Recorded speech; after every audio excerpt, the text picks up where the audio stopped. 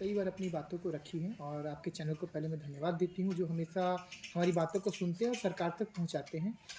2015 से हम लड़ रहे हैं, सरकार को अवगत करा रहे हैं अपने जो मुद्दे हैं, अपने जो अधिकार हैं उनको लेकर के, लेकिन आज देखेंगे 26 आ गया, अभी तक किसी भी चीज़ को नहीं सुना गया। छोटी-छोटी बातें, कोई हम कुछ बहुत बड़ा या कि कोई पर्सनल चीज़ें नहीं माँग रहे, हमारी हमेशा से माँग रही है रोज़गार, हमारी हमेशा से माँग रही है आवास, हमेशा से माँग रही है आश्रय गृह।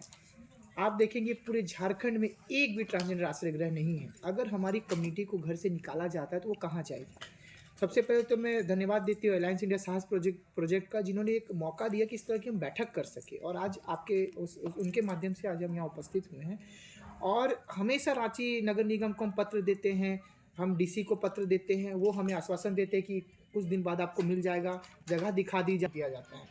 कोविड आया था, कोविड के टाइम पे आप देख रहे हैं सबको क्वारंटाइन किया जा रहा था।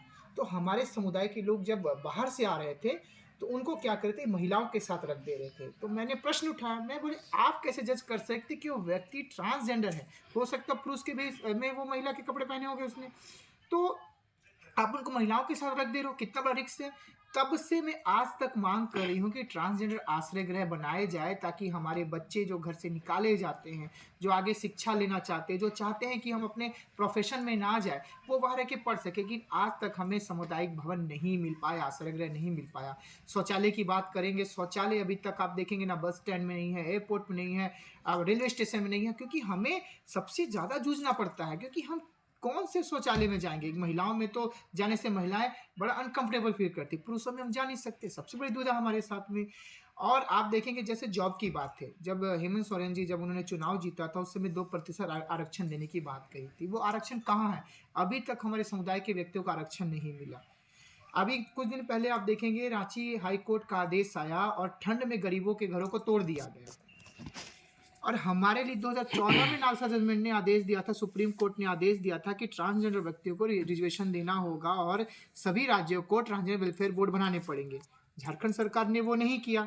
2018 में ट्रांसजेंडर बिल आया, उस पर भी सरकार ने कोई फैसला नहीं लिया। फिर हमने मजबूर होकर के रांची हाई कोर्ट में PIL दर्ज करवाई कि ट्रांसजेंडर वेलफेयर बोर्ड बनाया जाए। PIL डालने के द्वारा वेलफेयर बोर्ड बना, सिर्फ ऑन पेपर, उस पर कभी काम नहीं हुआ। तो सरकार से हमारा समुदाय यही पूछना चाहता है कि सरकार जो कोर्ट का आदेश का जो पालन करती है वो गरीब और मजबूर लोगों पे ही चलता है क्या? एक समाज के उत्थान के लिए आप उसका पालन नहीं कर सकते। जब हमारी बात होती सरकार शून्य हो जाती है। जैसे 1000 जो पेंशन की बात हमारी बहन ने कहा, वो आज तक हमारे समुदाय के लोगों को नहीं मिल पा रहा है। तो बताइए हम कहाँ हैं? हमें किराए पे घर नहीं मिलता, हमें पेंशन नहीं मिलती, हमें रोजगार नहीं मिलता, तो हम करें क्या? अभी कुछ दिन पीछे की बात है, अभी रांची में हमारे बच्चों के ऊपर में लोगों ने ये आरोप लगाया था कि वो देह व्यापार कर रहे हैं और लोगों से बदतमीजी की। तो कभी लोगों ने ये जानने की कोशिश की कि क्यों ऐसा किया? क्योंकि हमारे पास रहने को घर नहीं है, हमारे पास रोजगार नहीं, हम पैसा कहाँ से कमाएंगे? जाहिर सी बात हम देह व्यापार करेंगे। तो हमारे बच्चे वो करते हैं, इसमें मैं कोई गलत नहीं हूँ और मैं गलत भी नहीं मानती इस चीज़ को। क्योंकि कमाने का अगर जब भूख रहती ना पेट को, तो कोई भी व्यक्ति कुछ भी करने को तैयार हो जाता है, तो वो करते हैं। तो सरकार ने किसी की बात नहीं सुनी और हमारे समुदाय को गलत ठहरा दिया। सरकार को हर पक्ष की बात सुननी चाहिए थी और पक्ष की जब वो बात सुनते, जो निर्णय आता उस पर निर्णय ले। लेकिन यहाँ पे पुलिस प्रशासन ने और जो पुलिस प्रशासन के बड़े अधिकारी, उन्होंने हमारे समुदाय के लोगों को ही दोषी ठहरा करके उनके ऊपर बहुत सारी चीज़ें कर दी। तो ये गलत है। आप हमारे समुदाय को इतना नीचा मत देखें, क्योंकि आज की बात नहीं, हमारा समुदाय बहुत पुराने वर्षों से चला आ रहा है। अगर आप ग्रंथों में जाएंगे तो देव दानव गंधर्व किन्नर ग्रंथों में हमारा जिक्र होता है, बहुत पूजनीय है।